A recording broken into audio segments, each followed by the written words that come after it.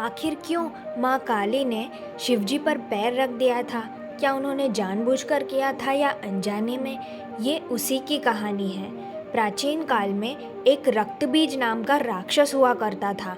जैसे ही उसकी रक्त की बूंद धरती पर गिरती, उसमें से एक नया रक्तबीज तैयार हो जाता।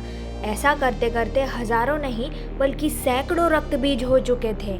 केवल धरती पर इंसान ही उससे परेशान नहीं थे, बल्कि देवता भी उससे परेशान हो चुके थे। उसे मारना नामुमकिन हो चुका था। तभी माँ दुर्गा ने माँ काली का रूप लिया और उससे युद्ध करना शुरू हुआ। लेकिन वही हुआ जिसका डर था। लाखों रक्त बीज उत्पन्न हो गए। ये देखकर माँ काली का क्रोध 100 गुना ज्यादा बढ़ गया। अब माँ काली ने जैसे ही अपने त्रिशूल से रक्त बीज का सर धड़ से अलग किया, माँ काली ने उसका रक्त जमीन पर गिरने से पहले ही उसे पी लिया और इसी तरह माँ ने सभी रक्त बीजों का नाश किया।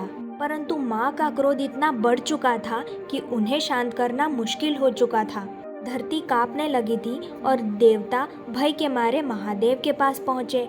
महादेव जब माँ काली के सामने आए तो माँ काली तांडव में इतना लीन थी कि उन्हें पता ही नहीं चला कि उनके सामने महादेव है।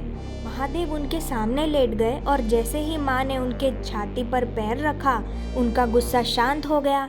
जैसे ही उन्होंने नीचे देखा तो महादेव को पाया और शर्म के मारे उनकी जीभ बाहर निकल आई। तुम्हारा ये रूप सृष्टि के संतुलन के लिए था, लेकिन ये रूप पूरी सृष्टि में बड़े ही धाम धूम से पूजा जाएगा।